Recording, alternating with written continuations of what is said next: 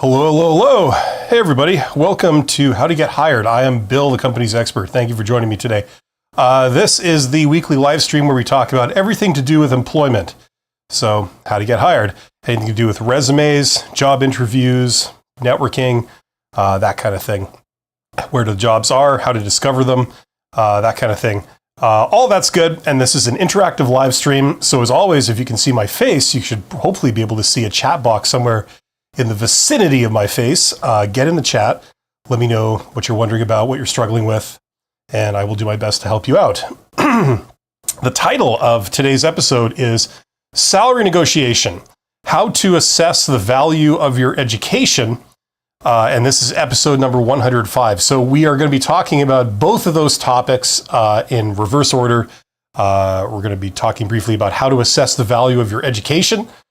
This actually was born out of a comment that somebody left on one of my videos.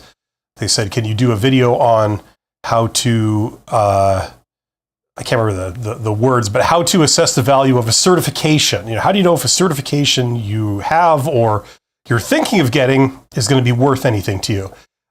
So that's what initiated this. And then later on, we're going to talk about salary negotiation. Something we've talked about many times, but it's a very popular topic. A lot of people are afraid of this topic, so we are going to get into it. But first of all, public service announcement, just a thank you, a shout out to all my YouTube channel members. You guys are awesome. Thank you so much for your support. And my Patreons and my super thanks donors. And finally, to my participants. Thank you for being here. I see there are 15 people here. Okay, let's just get down to it, shall we?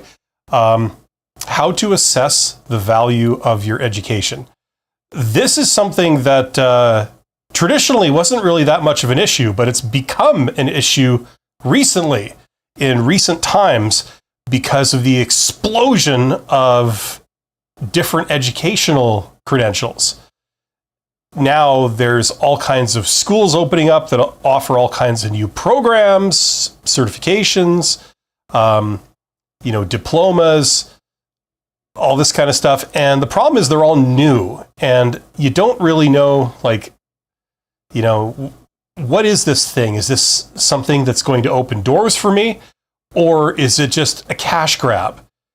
Because let's face it, the problem is that anyone can open up a school and say, oh yeah, you need the education that I can give you here, and I'm going to charge you an arm and a leg for it. And this will open doors. Your career will take off if you only get this certificate that I offer, right?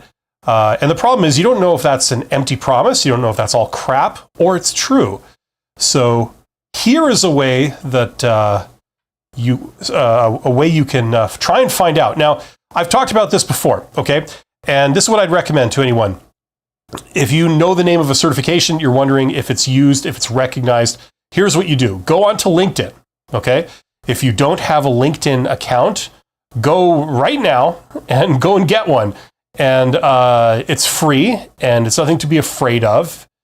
It's just like the Facebook of business. That's all it really is. If you just leave it alone and don't get deep into it, it's fine. It won't affect your life. You won't be ensnared in the trappings of social networking. Go and get yourself a LinkedIn account. It's absolutely free. And basically what it is it's a glorified version of your resume posted out on the internet so people can see you and they can connect with you. So get yourself a LinkedIn account if you don't already have one. Incredible tool. Now, if you're on LinkedIn, here's what you do. You do a search for the certification or educational credential in question. So if, you're thinking of getting, somebody mentioned a PMP, Project Management Professional Certification. This is, I don't think it's a license. I don't think it's recognized internationally. I think it's just kind of a thing that a group of companies got together and said, let's do this. So, it's out there in the world. Is it the be-all, end-all? Is it essential?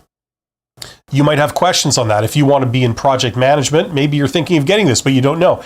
So go to LinkedIn, go to the search box, and you're going to do a people search, okay? and you're going to type in the name of the educational credential, so PMP or Project Management Professional, and you're going to click search, and then you're going to see the results. The results are going to be individuals, people, okay? Now, presumably these are going to be people that have the name PMP or Project Management Professional somewhere on their profile, okay? So presumably these are people that have this certification or conceivably are studying for it right now, okay? You're going to go look at these people. When you do your search, what I find useful is to confine it to your hometown. So if you're located in Boise, Idaho, or someplace like that, confine it geographically to the city of Boise, Idaho. And what it's going to give you is going to give you a list of all the individuals that have PMP somewhere on their profile. Go and start looking at the results. Go and look at these people. Look at their profiles.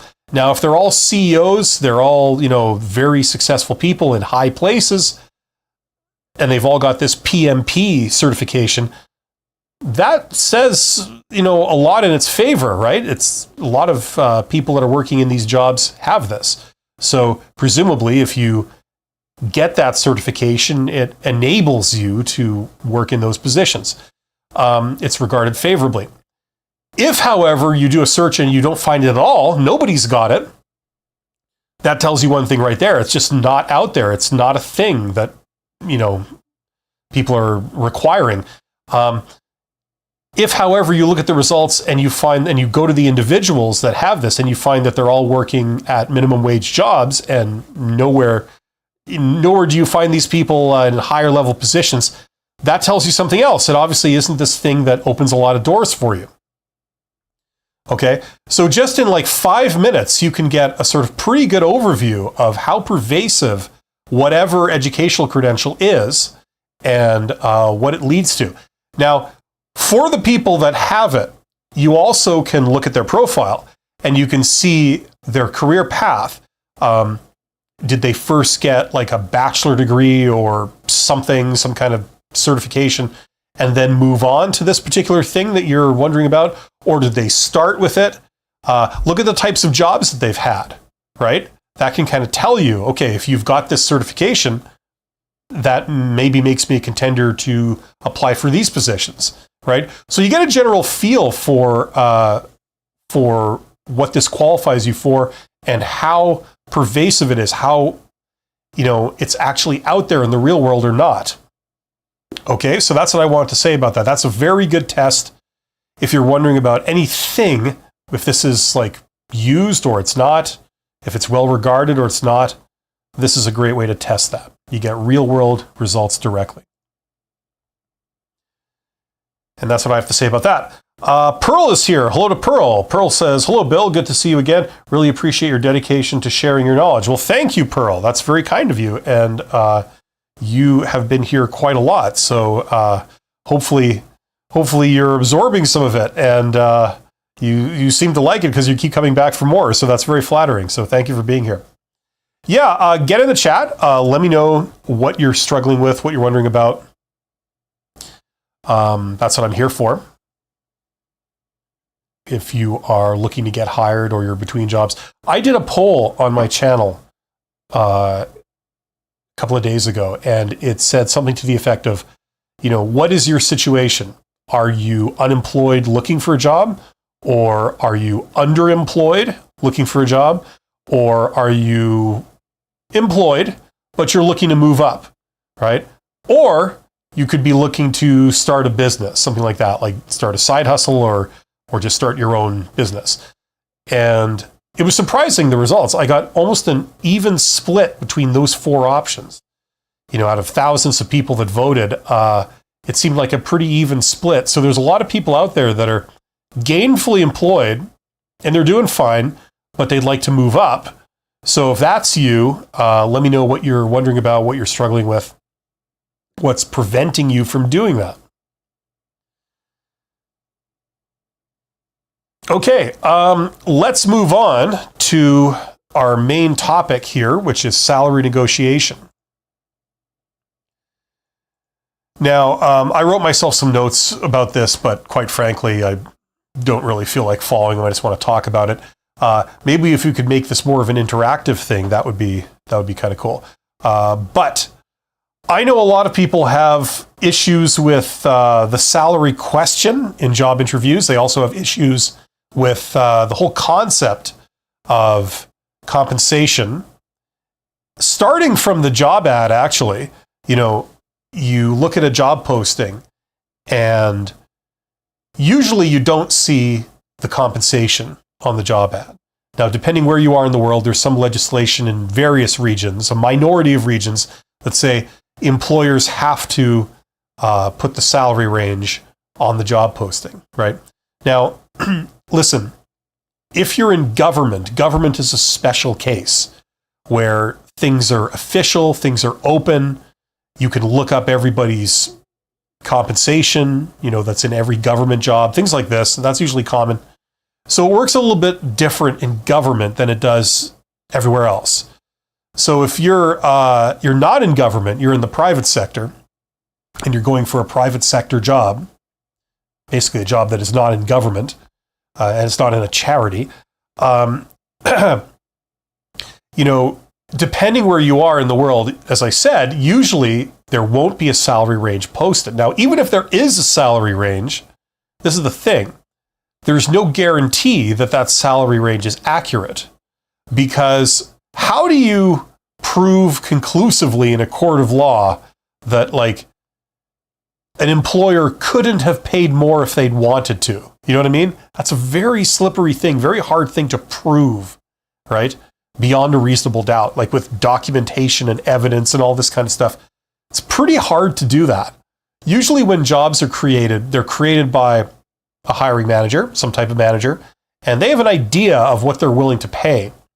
But it's far from scientific, and it's far from conclusive, and they can always change their mind. You know what I mean? So if you're in a region where you have to post a pay range, you can just sort of give a pay range, but there's no guarantee that that's strictly accurate.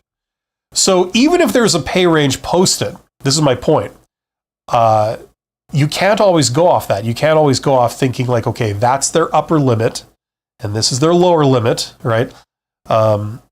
We'd like to think that, a lot of candidates would like to think that, but that's just, unfortunately, it's not accurate. So you're really stuck in the same position, as you've always been as a candidate, which is that you are flying blind. You don't know what they're prepared to pay, what they're capable of paying, all the constraints they're under. You don't know that stuff. So it's just whether or not there's a legislation to post the range publicly or not, you're in the same boat. That's what I'm trying to say. And the thing is that how can I put this? The employer has a vested interest in you not knowing its upper and lower limits, right? It's like any negotiation. You have a vested interest in not showing your adversary your cards, right? They don't want to know. You don't want them to know how high you'd be prepared to go, like in an auction. If you knew that, they would be able to outmaneuver you, right? Like if you tried to negotiate, you wanted to buy a car and you were negotiating with a car salesperson and you're haggling over price. Imagine if that car salesperson knew exactly how high you would be prepared to go. And you know what I mean? That would completely undermine you. Because they would just, if they knew that you could go up to say 50,000 or something, they would hold out, You say, well, I'll only take it for 30. And they go, yeah, I know that's a bluff. And then you say, okay, fine, 40,000, but that's my final offer. And they go, yeah, it's a bluff, right? They hold out for 49.9 or something like that. You know what I mean? It would be ridiculous. It would be over before it began. So for that reason, employers don't want you to know their range, and you don't want them to know your range, how low you would go. If they knew that you would still take this job for 20, right? But you're saying, well, I'm going to need 30 to take this job. Right? There's no negotiation, right? So the essence of negotiation is sort of hiding your limits from your adversary. Without that, there is no negotiation, right? So that's kind of the first thing there is to know. The second thing is to know that negotiation comes from options. Negotiation is not persuasion, because maybe you're dealing with a reasonable person, maybe you're not. But at the end of the day, they can always just play hardball and just say, nope, not agreed to, absolutely not. This is what the job pays, take it or leave it, and I need to know in the next hour. Like they can always do that to you, right? So if you want the job, you have no choice but to accept whatever they're prepared to pay, right? Because they have other options. They have other candidates that have applied for the job. This gives them a position of power. They don't need you. They have other candidates that have also applied that are most likely qualified. So they have other options. The question is, they would like you, but if you play real hardball, then they may just say, you know what, forget it, and then they offer it to someone else, right? So they have multiple options. You don't. So the power in negotiation comes from having options. So imagine if you had several job offers lined up. Imagine like this was like a perfect hypothetical world where you had like several people offering you a job. There was a joke from The Simpsons. I don't know if anyone watches The Simpsons anymore, where the guy walks down the street, and someone pulls up in a car right next to him as he's walking down the sidewalk, and offers him a job. And he says, "What's wrong with this country? Can't a man just walk down the street without someone offering him a job?" Imagine that you lived in that perfect world, okay? And you had 5 job offers on the table, including for some jobs that were paying more than this one, okay? That would put you in a real position of power, because at the end of the day, you could tell this employer, "Nope, I need this. And if you can't give me that, sorry, no dice." And you would stick to that. And even if they called your bluff, you'd be able to just walk away, right? You say, "I need 50." And they say, "Well, I'm sorry, the job pays 42. So, here's our offer for 42. Let me know when you can sign that." Right? And you say, "Okay, I'll let you know. Never. Goodbye." Right? You can, and maybe that's a bluff. You're calling their bluff. You could do that because you have other options, including maybe some jobs that might even pay you more. Why would you take this one instead? Because this one is more desirable. That job is maybe shift work, or, you have to relocate or something. You'd like to take this one, but you have other options, right? So that's where the power of negotiation comes from. It's by having other options. If you don't have any other options, your only other option is unemployment. You either have no job or you take this, and those are your only 2 options. Then you don't have a lot of power. You're kind of, you can always say, "No, I refuse. I'd rather be unemployed." But that's not really a great option. It's not a great alternative. So if that's your situation, you don't have a lot of power. You pretty much have to accept whatever they are willing to give you, right? So that's the second point I want to make. Negotiation is about having alternative options, okay? If you have no alternative options, you don't have any real power. If you go out and get yourself a lot of alternative options, even things that are almost alternative options, like you don't have any other job offers, from other companies right now, but you've got lots and lots of job interviews lined up into the next several weeks. You've got 2 or 3 interviews per week for the next 3 weeks. So if these people play hardball, it's like, okay, well, I'm expecting another offer to come along relatively soon. So I'm not going to accept a really crappy arrangement because I most likely will have another offer, hopefully soon. Does that make sense? So that's the other point I want to make. Okay, I'm going to take a quick question in the middle of this. Nuno says, say I applied to a job and they gave a wide range. Okay, so this is what they're offering, 100,000 to 150,000. Is it wise to target the middle spot, 125,000, to be more competitive against others? How do you know if you're being competitive against others? You see, for all you know, that range is a lie, and there are no other applicants, and you're the only qualified person. The range is what they want you to think the range is, just so you know, just being technical here. Okay? Now, listen, your value is not determined by what range they happen to say. Your value is determined by how much people are, if you see what I'm saying, how much people are prepared to pay you. Okay? Is it wise to target the middle spot to be more competitive against others? No. If I gave that, could I negotiate if given an offer? Well, okay, so here's the thing, Nuno. It seems like you're flying completely blind here. Are you competing against other people? Do they have any other contenders? Like, let me ask you a question, okay? If they gave you this range, 100 to 150, okay, and you're worried, you don't want to say, I need 150, right? Why is that? It's some imagined thing where you're imagining there might be other people. Surely there's other candidates that are my competition that would work for less than 150, right? You see, technically, let's go back for a second. Why is there a range? Why doesn't a job just simply pay a value, right? Like, why are they giving you a range and saying, well, we could pay you 150 or we could pay you 100, right? What's the point of doing that, right? If they could get a person for 100, why would they consider paying another person 150? Let me ask you that. Well, it's because you're going to get a person that's more valuable, that's more productive, right? Who has more potential, right? So the question is, if that's the case, why are you worth 125? Why are you not worth 150? Okay? Now here's the answer. I'm asking all these questions to try and make you think. Here are the answers, okay?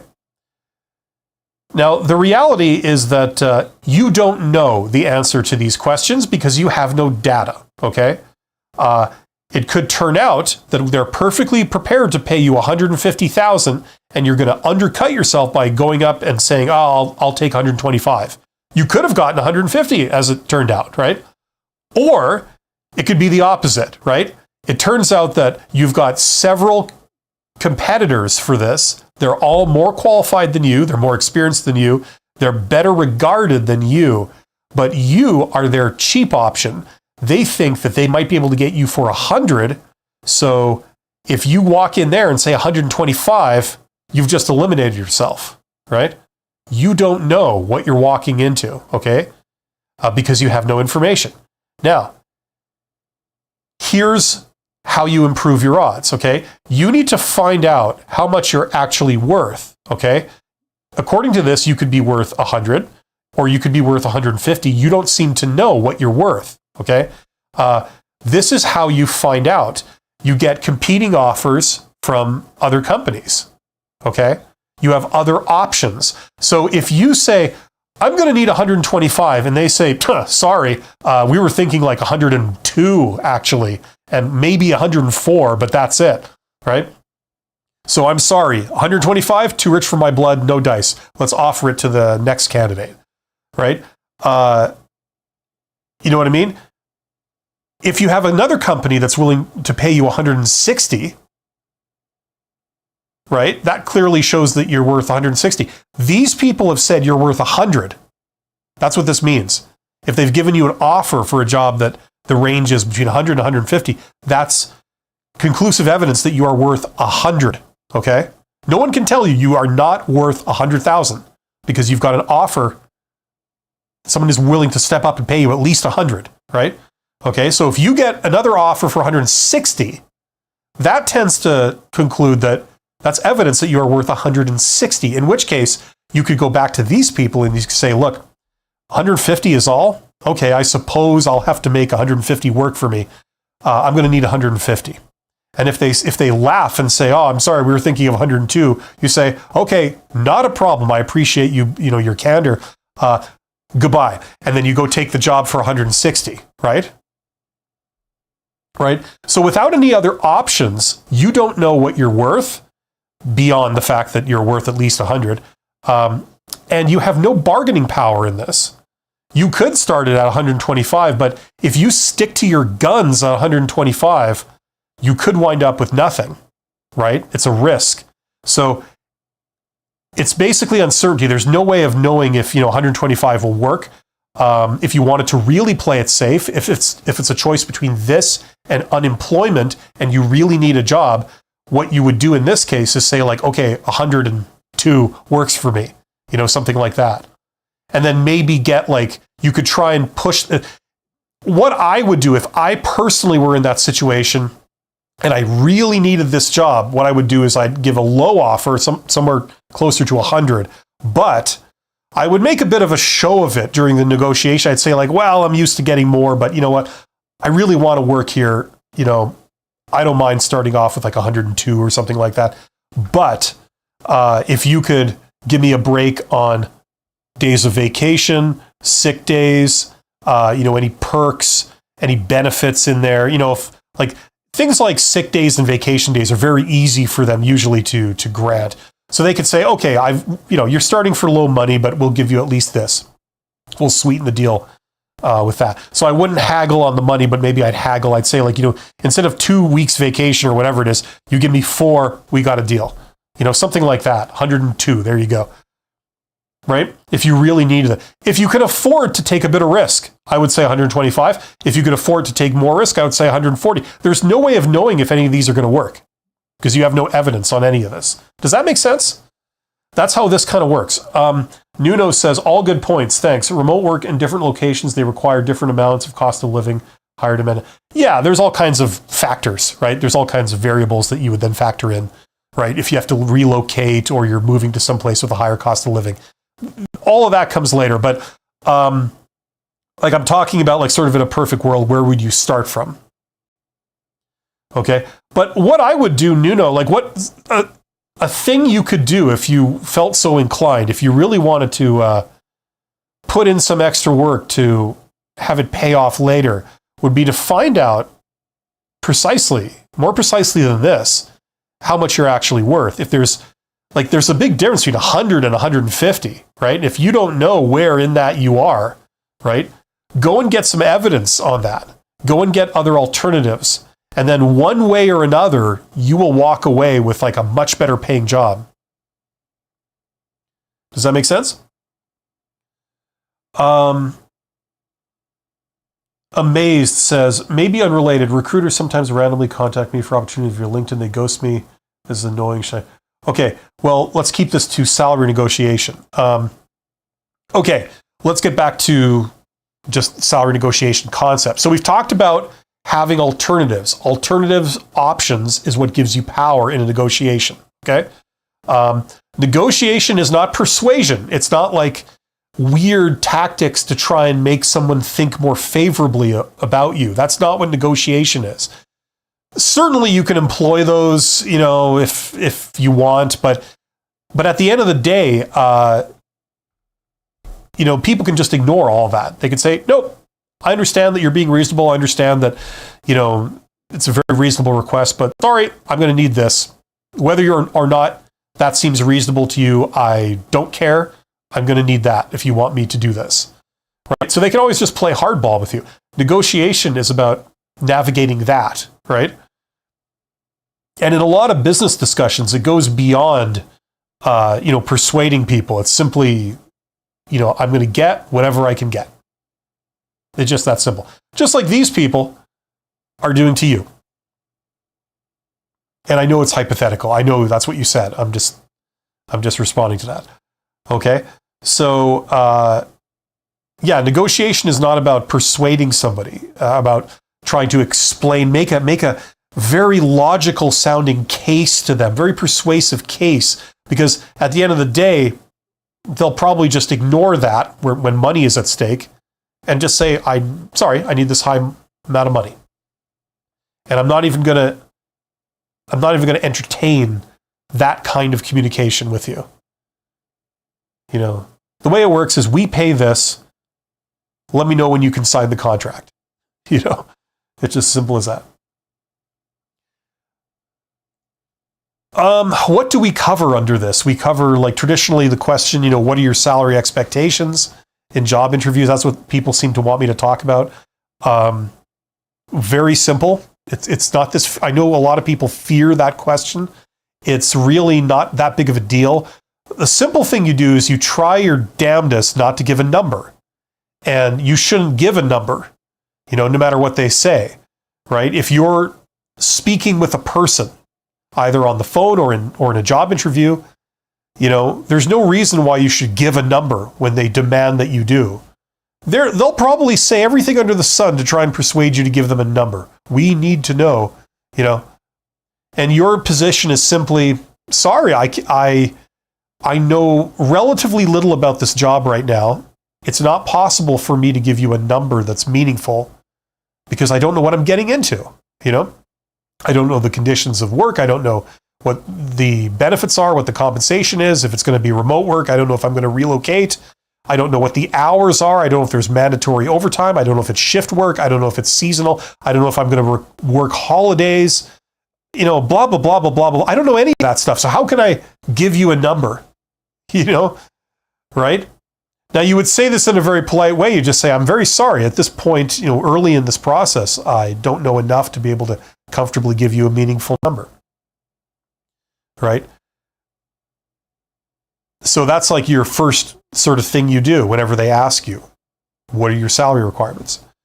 If they ask you, how much money did you make previously in your current position or your previous position, you don't disclose. You say, I'm sorry, that's personal confidential information. I have a personal policy of not disclosing that. There are privacy issues, confidentiality issues. I'm sure you understand, right? So you never give that out. Because what they're going to do is they're going to take the amount of money you're making now and say that and assume that that's what you're worth, right? What if you're a student doing a summer job painting houses or something, but you're graduating with a degree in, I don't know, medicine, whatever? Are they going to say like, okay, well, you made this much per hour painting houses, therefore that's what you're worth now that you've got a medical degree? It's like, no, it's idiotic. It's all based on silly assumptions, right? It's all extremely flimsy, right? You don't answer the question, what is your current salary? Never answer that. The trick is to give a very polite, professional response that essentially says, no, I'm not going to tell you, right? Without creating a ton of awkwardness and ruining any kind of good relationship you might be building with these people, right? Then when they say, what are your salary expectations? If it's very early in the process, meaning if it's before any kind of offer, you never give a number. Because the moment you give a number, you lose. Either it's too high and you've just eliminated yourself by asking for too much money, or it's too low and you could have gotten 50, but you just said 25, so they're going to offer you 25. So you just, you lowballed yourself, right? So you lose. You could have been making 50, and now you're making 25 because you said the wrong thing, right? I know that's obviously an exaggeration, but you take my point, right? So the moment you give a number, you lose.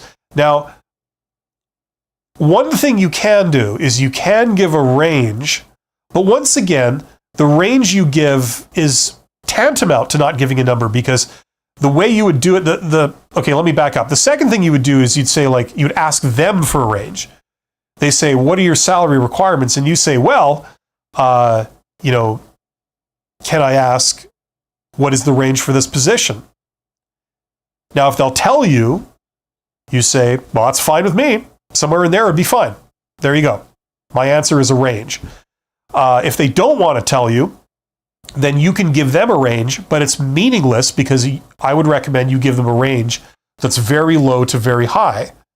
Now, the low number and the high number are still, like, they're not ridiculous. They're still technically possible. They're feasible, but it's a real stretch, right? So you're going to be giving them a wide range. So essentially it amounts to not giving a number, right? Now, why would you do this? It's because you're damned if you do and you're damned if you don't.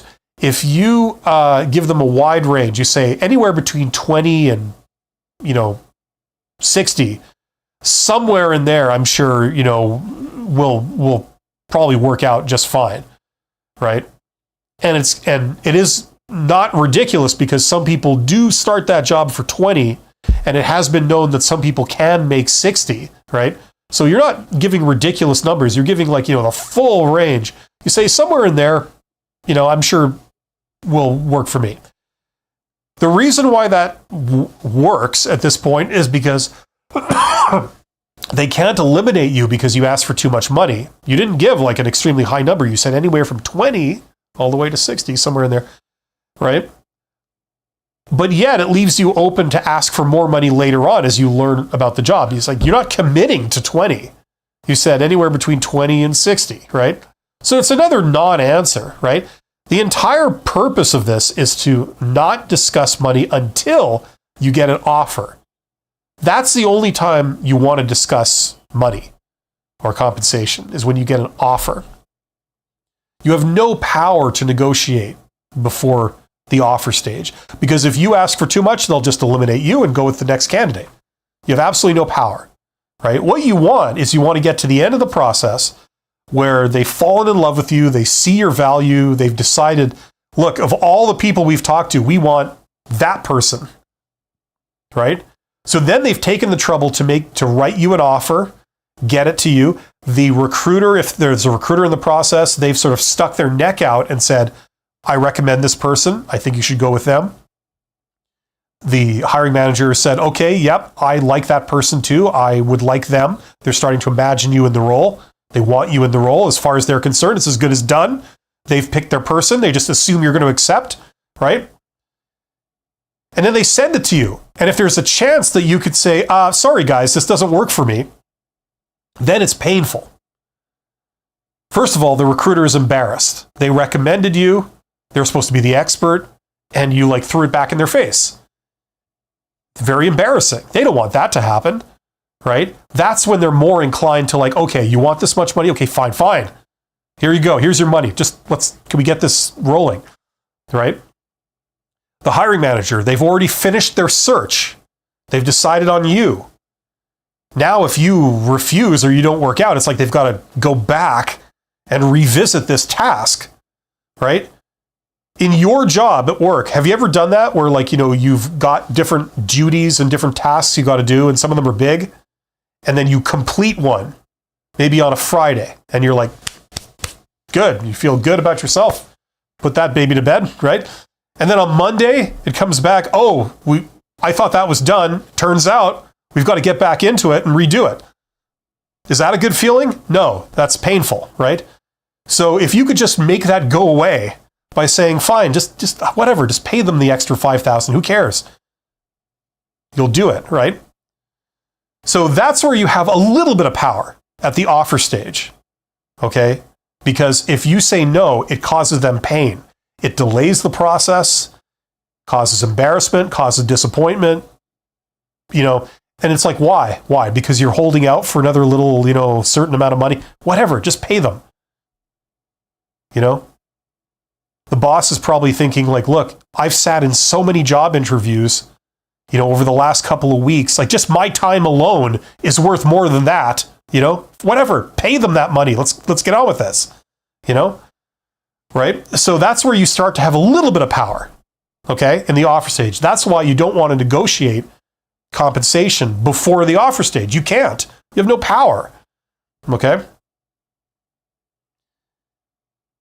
So the other power you have, possibly, is the power to draw out the process a little bit longer than what they would have liked.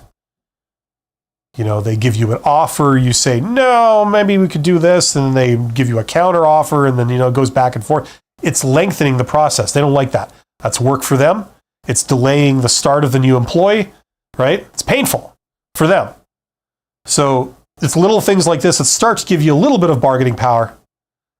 That's why you want to negotiate at that stage if you're going to negotiate at all. Okay?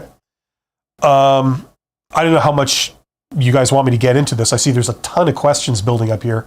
But I guess that's what I have to say about that. Okay, let's go over to questions.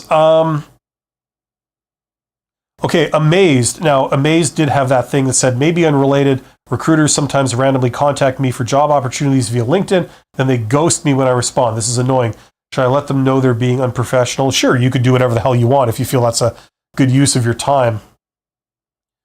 You see, this is a sign of youth, right? You think that, once I sit someone down and explain to them that they're an idiot, this will be new information for them, and they will listen to me, and they will thank me for pointing this out, and it will change their lives, and it will be grateful. And it's all because of me, because I pointed out their faults to them. It did a lot of good. And then when you wake up from this delusion, you realize that, what? People don't like being told that they're wrong, even when they're wrong. Each of us don't like being told we're wrong, even when we're wrong. It does no good to explain this in an adversarial kind of way to someone, because no matter what you say, they're opposed to anything you say. And it does absolutely no good. It actually does worse than no good. It actually hardens their resolve it entrenches them in their original position. Because they don't like you, and they're opposed to you, and they now feel they were right being opposed to you.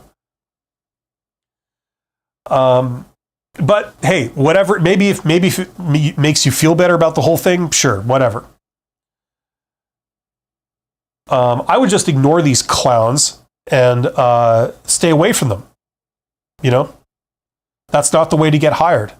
You can see how reliable and professional they are. Hello, is that the person you're really going to trust to find you like a amazing position? Probably not. Rockstep44 says, instead of trying to negotiate a long-term salary commitment, how about proposing a consulting period, perhaps 6 months, so you and the employer get a better idea of your value? Try before you buy. Okay, that's not entirely stupid, but put it this way. Let's say you're rich, you got a big fancy house, you got a big yard or lawn or green or whatever. You want to hire someone to mow your grass, right? It's like, okay, here's how it works. I figure I'd pay you this much money every week to mow my grass. I feel that's pretty decent. Like, I'm not trying to lowball anyone. I think that's reasonable. And then a candidate says, I'll tell you what, how about this? How about I do the first 6 months for you for this much money, and then you do the next 6 months for this much money. How about that? You're probably thinking, no, that's not what I had in mind. I'd like to do the thing that I'd like to do. Thank you very much. Regardless of how intelligent or how good the suggestion is, it's not what they were wanting to do. You know what I mean? So sometimes, maybe once in a blue moon, someone will come around and take your suggestion, but most of the time, all things being equal, these kind of counter suggestions probably won't work, right? You could have a better solution than what they're proposing, but it's just not, they're not here to rethink like the entire arrangement. They're here to fill the position. They've decided this is the position we want. We've already decided this is how we're going to pay. We've all come up with that, and then we posted the job. We don't want to go back and rethink all of that. We've already decided. Now we just want to fill the position. So yes or no, that's most likely the attitude you're going to be up against, despite how intelligent or superior your suggestion might actually be over what they're proposing. Victor S. says, is it okay to ask for more money at the job offer? And if so, how to ask for more and how much to raise the bar? All things being equal, usually that doesn't work. I mean, in a situation where like you're in demand and you don't have a lot of competition, you can do anything. So that might work then. But all things being equal, that will probably not work, because when they post jobs publicly, they get hundreds of candidates, and there's usually several in there that are certainly like perfectly qualified in every way to do the job. So if you have one person that's, saying, well, I'm going to need more money right off the bat, they'll probably just eliminate you and then just look at the others. That's usually how that goes. But hey, if you're in a position where you're in real demand and, you're a hot commodity and everyone knows it, then it might work. Victor says, why not to tell my current salary, which is close to my best expectations, and see later what they could offer match? Go for it. Hey, so 10 minutes ago, I just told you not to do that. That would be my recommendation. Go for it. Try it out. See if it works. Garrett says, I was laid off with a few other thousand employees and made $130K with bonus. Offers coming in are in the 80s. How long do I hold off in this region to try and make what I made previously? I can't answer that for you. That depends on what your goals are. It depends on how resilient you are. Depends on what other alternatives you have. You know what I mean? It depends on what your commitments are. I have no idea. That's a personal thing that you have to work out for yourself. It's very hard to make these decisions in a vacuum. Like, you need data. If you knew, like, okay, here are the offers you can get in this time frame if you hold out, right? Then obviously you'd be able to make a decision, right? But in the absence of that data, it's very, very hard, right?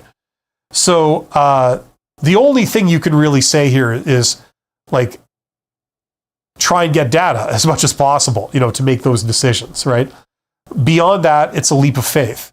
That's how a lot of life decisions usually are, You do what you do to get, like, data to be able to make a sort of calculated decision. But beyond that, you just have to decide where you want to be. And your decision can be based on, like, what are the opportunities long term? Now, the thing is, learn about the economy of your industry and about the larger economy. Because, like I've said on this channel many times, every industry goes through boom-bust cycles, okay? And they're all doing this all at different times. Sometimes they all line up and they go down together, which is basically when you have a recession, like the entire economy goes down all in lockstep. But normally, all these industries are doing boom-bust cycles. Sometimes they're cyclical, sometimes they're just random. They're just random things that are happening. And just because it sort of goes down doesn't mean it can't come back up.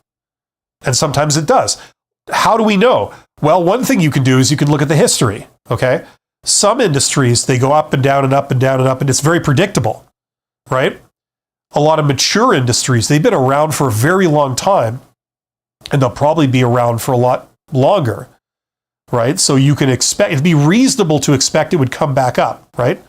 Nobody has a crystal ball, but the odds are very good that it will come back up. Other industries are more random, more volatile, right? IT is one of those industries. We're seeing this with the AI boom and bust, right? Like, there's an example of a boom and bust cycle. It's not cyclical. It was riding a trend based on innovative technology.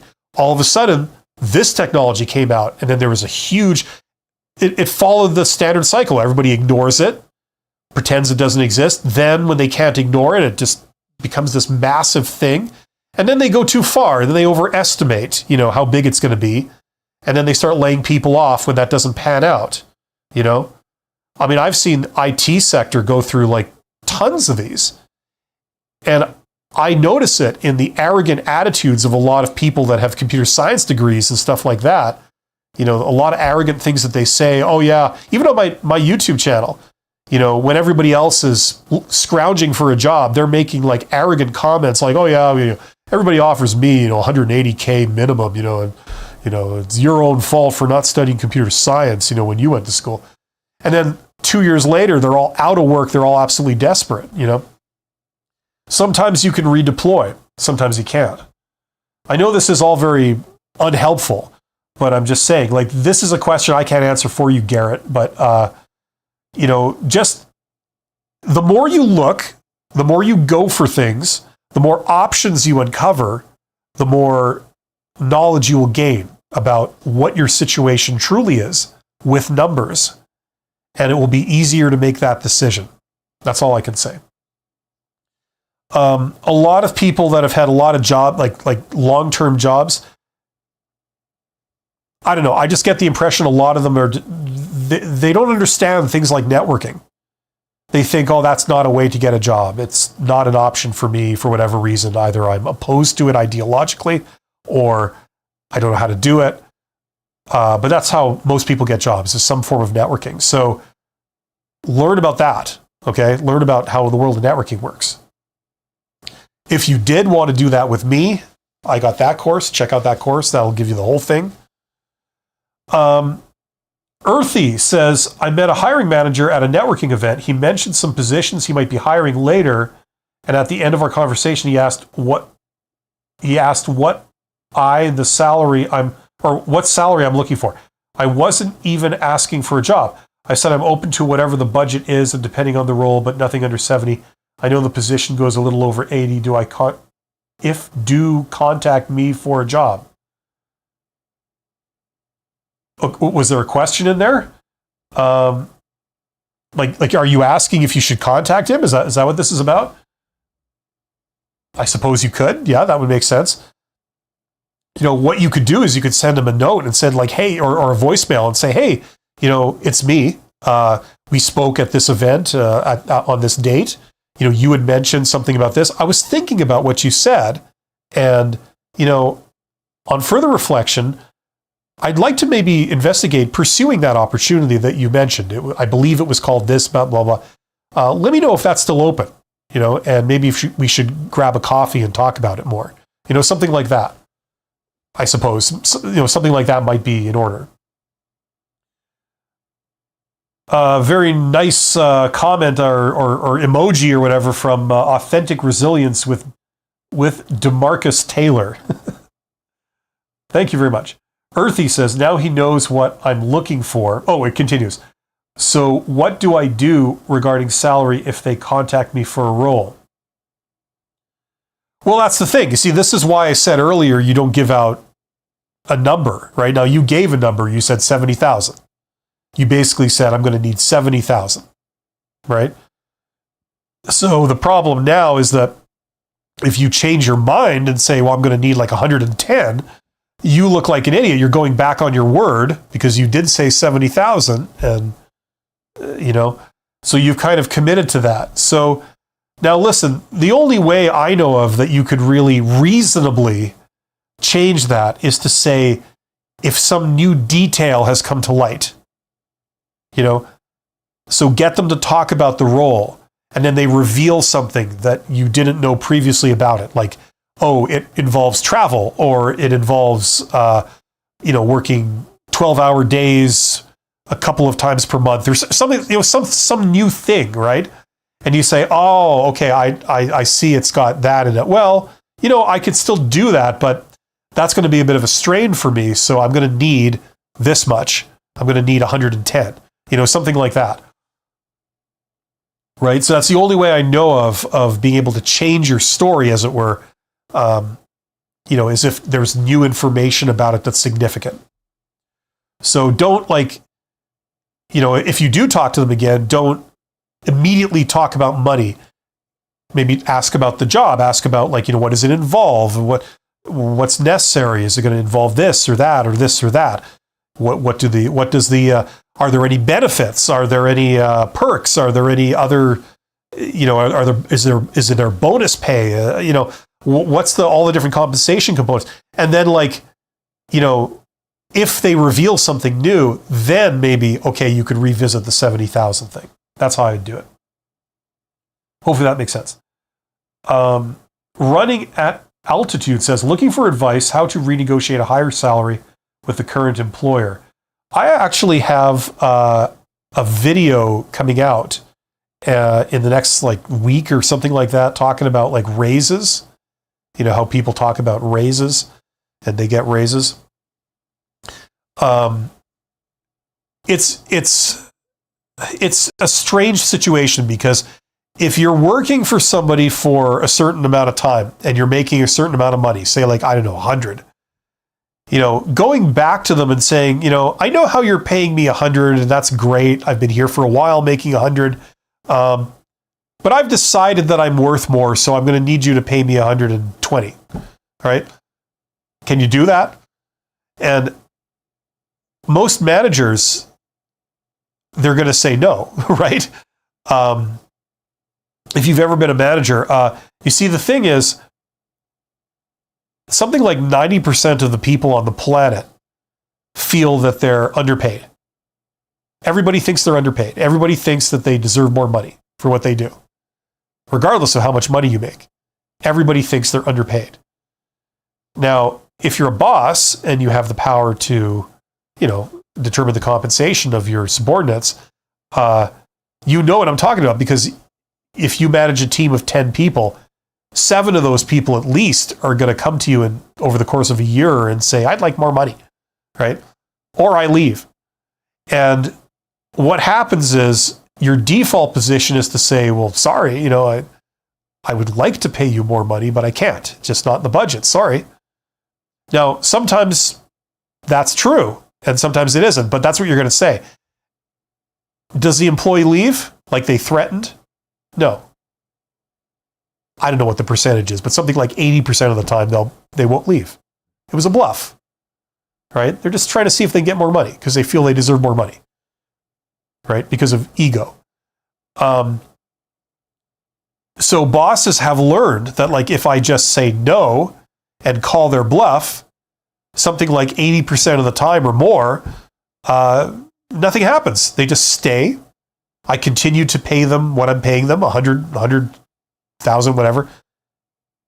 And they don't leave, and they do good work, So that's why what I've seen and what I've experienced is the times where somebody comes to you and says, like, look, I need more money because I am worth more, insert logical argument, right? And you say the default thing, which is, no, sorry, I would like to pay you more money. I would like you to be happy here, but I can't. I just can't. It's not a question of, do I feel like it? It's a question of, I'm unable to, right?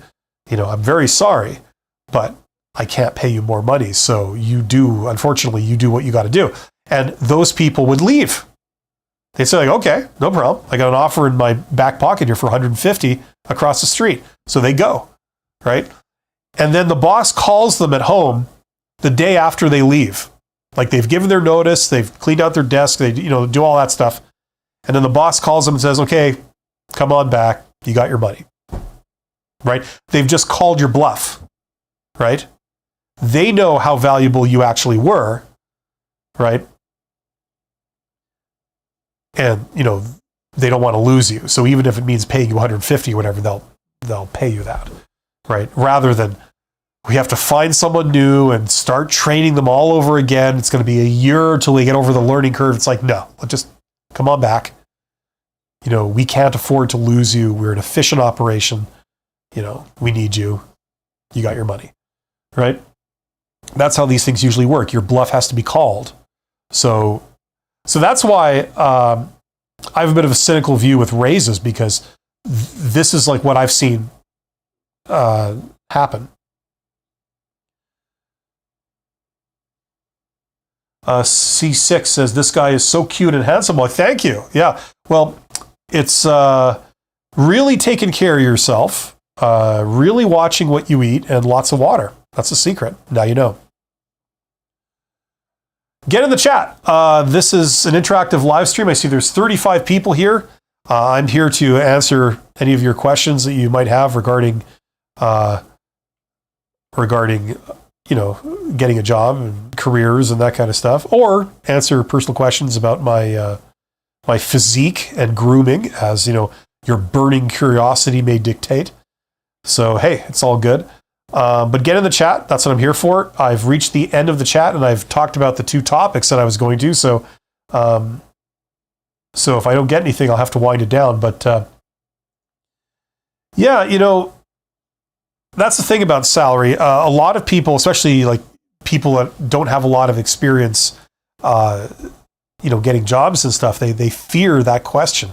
And the reason they do is because the employer is behaving like an adversary when it comes to that question. I've talked about this many times. A lot of recruiters will position themselves as your buddy, as your partner. They're your champion. They're there to work together with you to succeed together, right? The reality is that your relationship with a recruiter or an employer, it's very complex. In some ways, they're your partner. they're your ally, you're working together for a common goal. In other ways, they're your adversary. And nowhere is that more evident than when you're talking compensation in a job interview or in any other situation like asking for a raise. They're your opponent. They're not there to help you. They're there to bluff you, to pull the wool over your eyes, because you each have diametrically conflicting goals. You want to get as much as you can. They want to pay you as little as they can get away with. Completely opposite goals. So, you know what I mean? Now, it is possible sometimes to try and come up with a sort of win-win situation. You can approach that sometimes, but you'll never really get there, because when it comes to money is the most important consideration for the employer and for yourself. So you can't just change it and make it all about something else. You can say, okay, I'll accept you not paying me more money, but I want these perks. I want a larger office. I want, the air conditioning to be fixed. I want, my hours to be trimmed a bit. I want this, that, and the other, right? Sometimes you can do that, but at the end of the day, if you're just talking cash, there's just no two ways about it. It's an adversarial situation.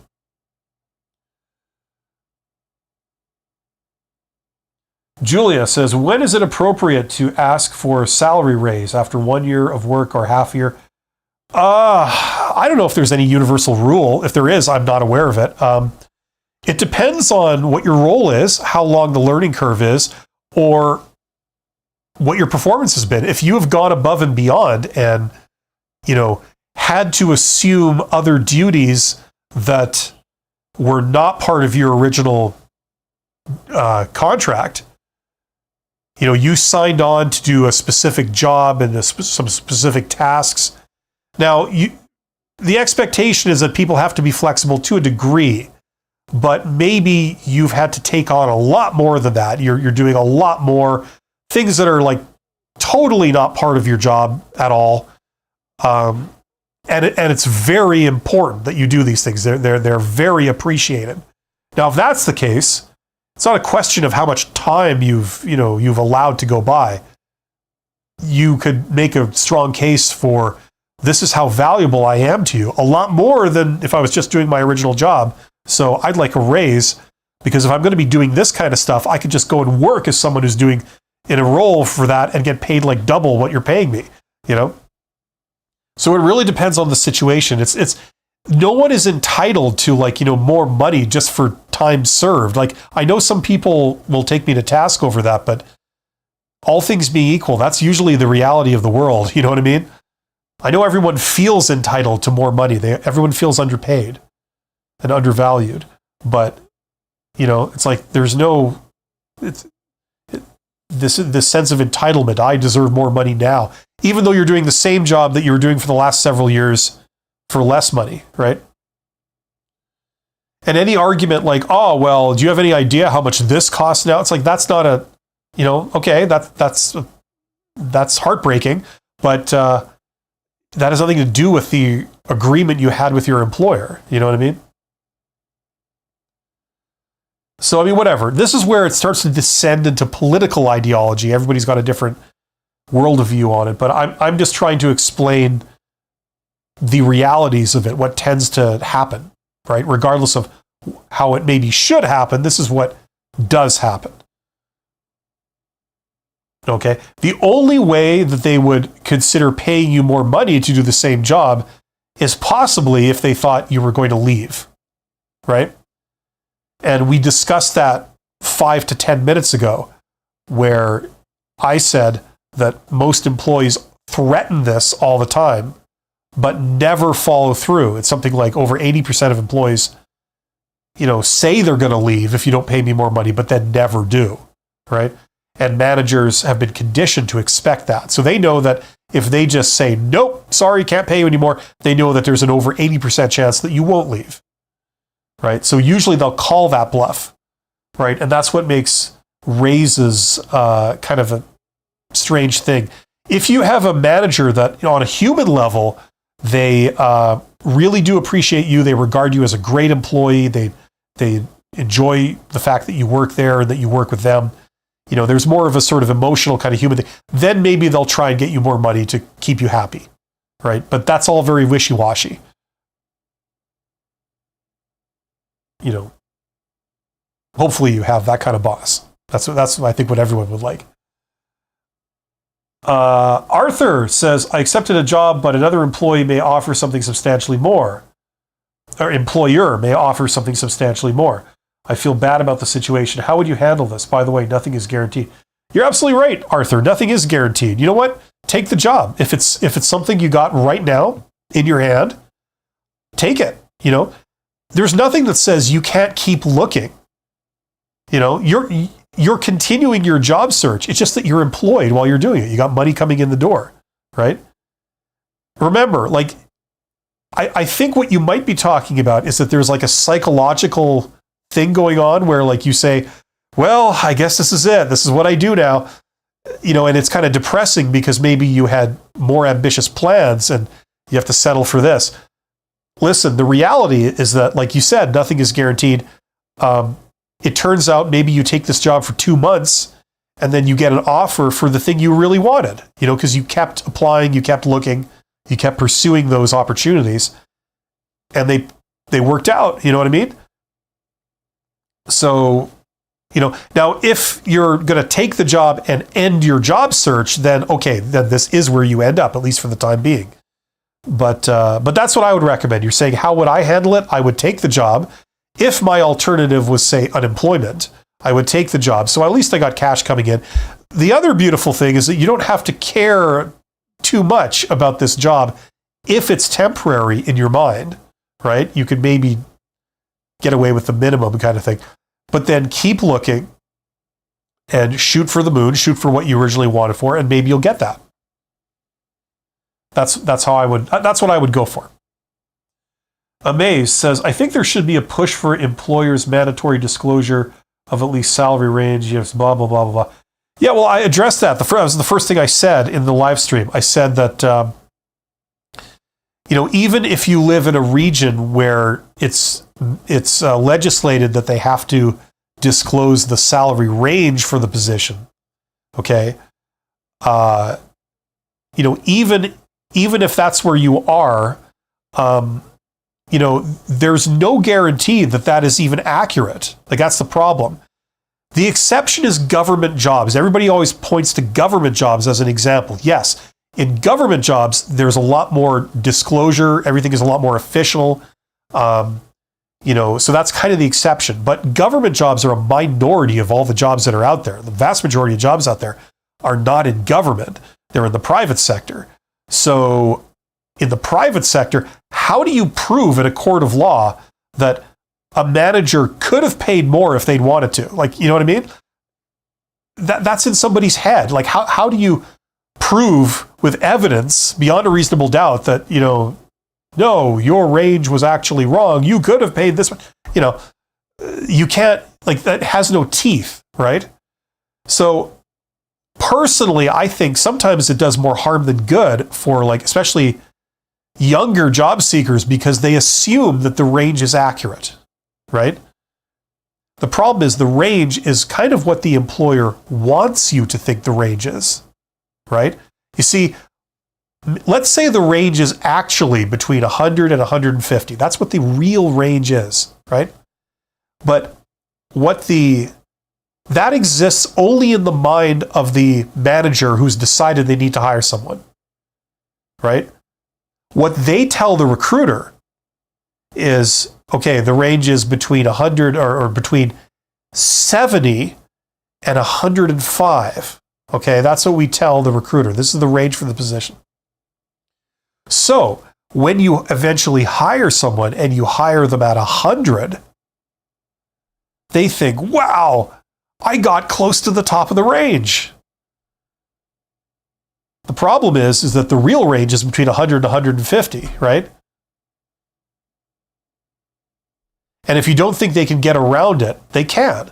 It's like you would say, okay, I know we were hiring you for this job, but, like, listen, we think you're awesome, and we would like to offer you the top of the range for this role. So we were going to pay you 105. But we were thinking, I know you have skills in this area. Could we change the job title to this and offer you, say, 140? Would you go for that? Now, most people would be delighted at that point, right? And then you got the employee. They're delighted. They're making a lot more money than they thought they would because it's past the range now. And the company can get away with it by saying, like, well, we technically changed that job. We did offer them that job, so we haven't done anything bad. But we went a step further and said, like, well, if you're willing to, we could change the job to also include these duties, and we would add more money, right? So there's no consequences to them. They technically haven't gone back on the word. The employee is delighted, right? And then they filled it with a position they were originally going to get that employee for like at the bottom of their range. And the employee would be delighted about it, So there's all these kind of shenanigans going on. This is the problem, right? You can always find a way to outmaneuver this stuff.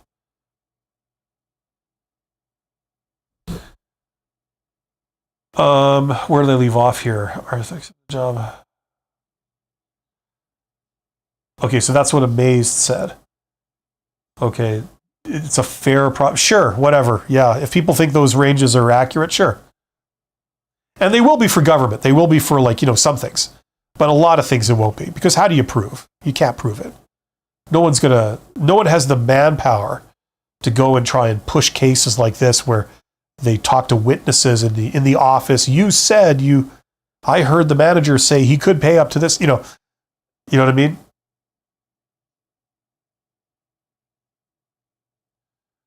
Arthur sent a super sticker for $2. Thank you, Arthur. That's very kind of you. I appreciate your support.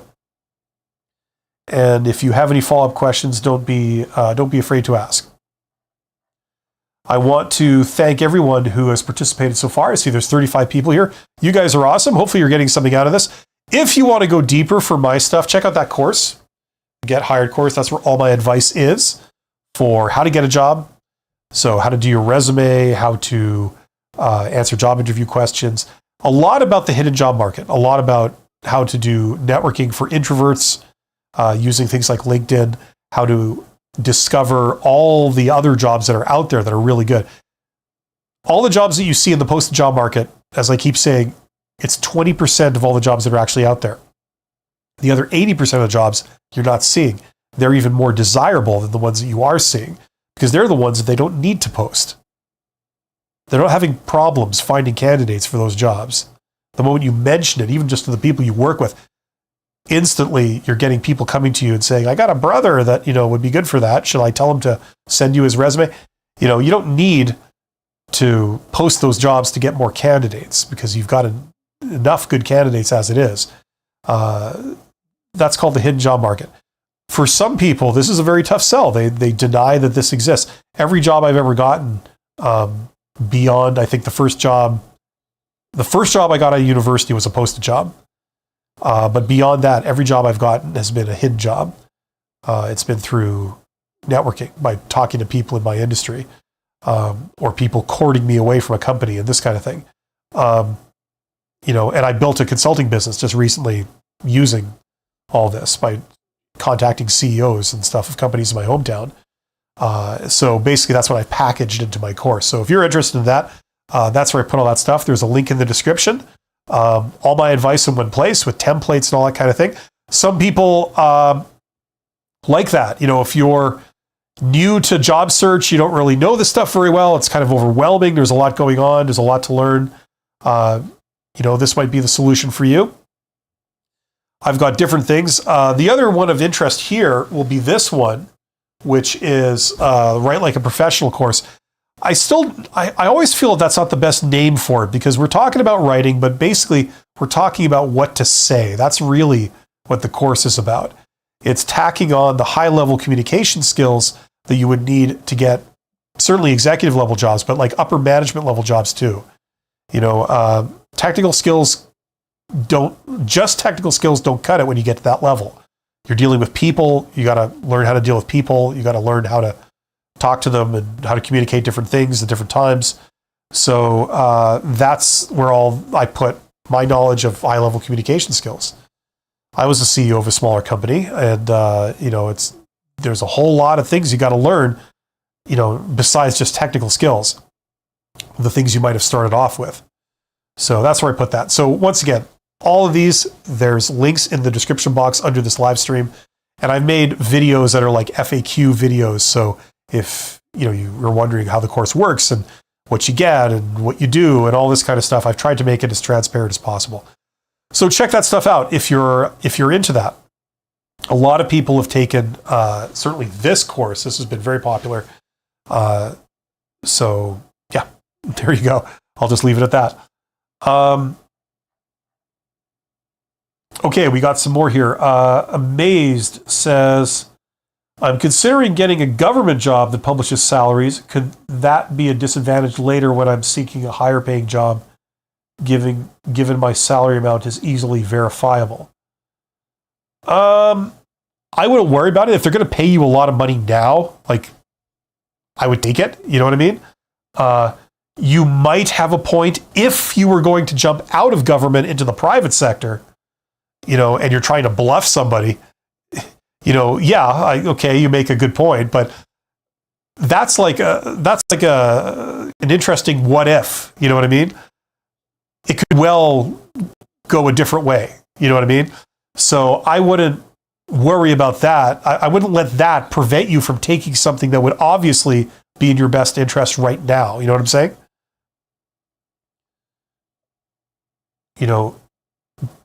Do like a government job usually, I mean, if you want to play stereotypes, government jobs, they tend to be high paying, they tend to be very stable, and they tend to be, generally speaking, less demanding.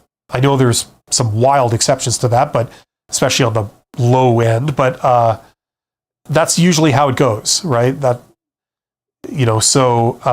That's why those jobs are very desirable, because let's face it, working in government is, I don't know. I mean, full disclosure, I've got a bias against like government type stuff.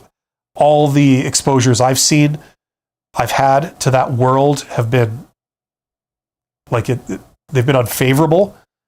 Most recently I went back and did some teaching in universities. Like that's government. Government runs the universities in Canada. So I mean, it was working in government, and it just the whole culture and attitude is completely different from the private sector. People don't care really about results to a ridiculous degree.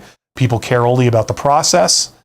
You got a lot of process-focused people that are doing all kinds of ridiculous things that don't do any good whatsoever, but that's their entire job. And so to me, it feels like, some people, they work, it's tantamount to like paying you to dig a hole and then fill it back in, and then dig another hole and then fill it back in.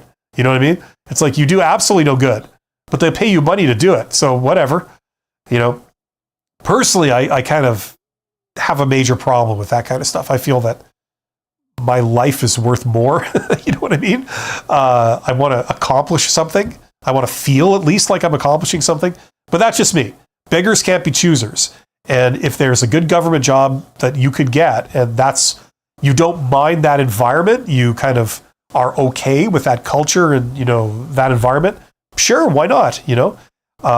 They tend to be very desirable because they pay a lot, and they are very, cushy. Everybody else, in a recession might be getting laid off, but people in the government, their jobs are safe, Obviously there's exceptions, but that's the general rule. So go for it. Duke M says, network engineer. You need to produce a card. Duke M, network engineer.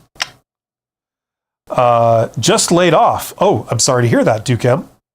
125K previously. Caught off guard. Rusty on interviews. Nervous. Not sure where to start.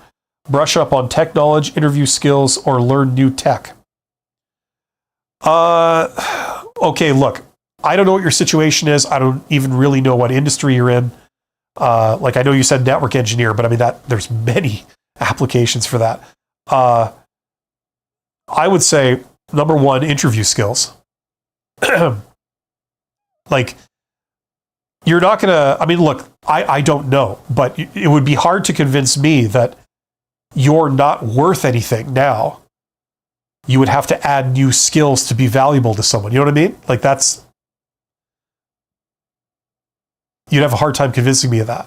So brushing up on new tech, I don't think it's a bad idea, but you should kind of be doing that all the time, like in the background, but I don't think that would be priority one for you. I think the number one thing you can do is learn some networking skills, because that's where all the good jobs are. I think that interview skills are closely related to that. I think that's definitely something you want. And just learn how to apply for jobs. See, the only way you're going to get interviews is if someone will give you an interview based on an application.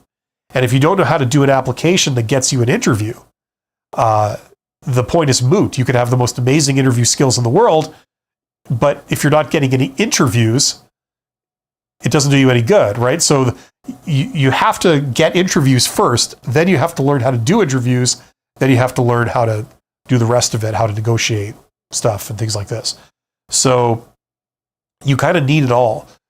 So look, I'm obviously biased. I've created courses for people, the thing is, for someone like you, I'm assuming with 125K salary or whatever, or base pay, you're not like at the entry level position. You know what I mean? You're probably a professional. You probably got a lot of years of experience. So I think that if you're not sort of getting jobs through networking at this point in your career, you need to start. Okay. I could forgive someone who's just coming out of school and, they're looking for their first career job. They don't understand networking. They don't understand that world. It's like, okay, that's fine. Right. But for someone like you, and if I'm making these assumptions correctly, I think that you definitely need to tap into that. That's where you should be looking, not looking in the posted job market and not, looking for a network engineer job that's posted where you've got 1,000 other applicants and you're trying to go head to head with them, to get an interview or something.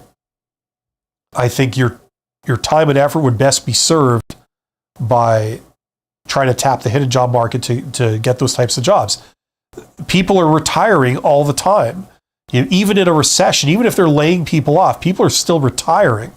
They're still trying to do new things. Companies are still starting up. You know what I mean? So they still need people, right?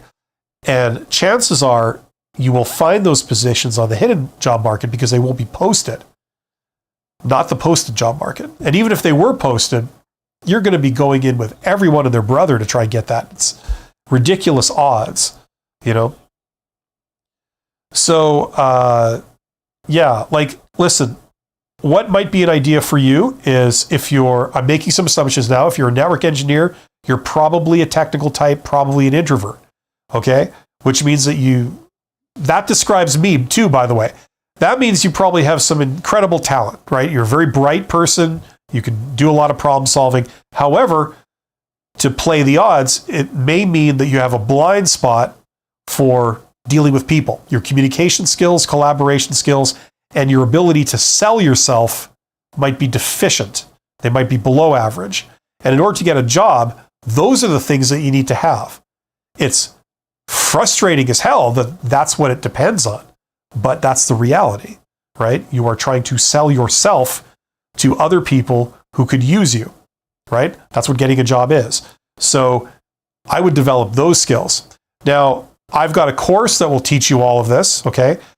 There are some other YouTube channels and there's some other resources out there where, they do career coaching. They work with individuals to help you, to teach you sort of like one-on-one, and develop your interview skills, develop your skills writing resumes and all this kind of stuff.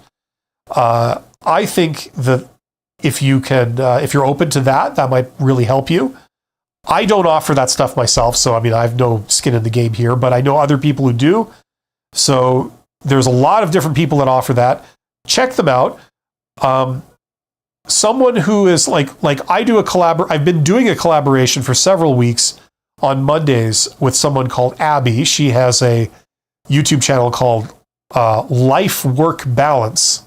not work-life balance, but life-work balance. Now, she's an ex-recruiter who offers career coaching. So you could check her channel out. There's a lot of other people that are similar to that. I know Madeline Mann does that. I've had her on my show once. Other people offer that. So it really doesn't matter that much who you get to do this. Just having someone that will give you some feedback and allow you to practice doing mock interviews and give you professional feedback will probably really help you.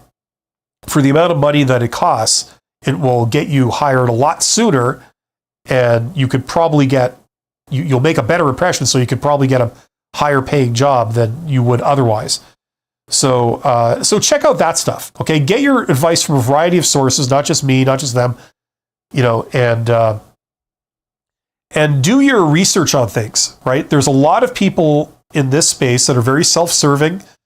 They want you to believe a certain thing that's advantageous for them. Do your own research and verify big stuff, okay? Like, for example, what I said in this stream, I said things like 80% of the jobs are not posted, only 20% are posted, the other 80 are there, but they're not posted. Those are the ones that are better. Those are the ones you should go after. Go and verify that. Don't take my word for it. Go and do your own research on these things, and you'll see that that's true. You know what I mean?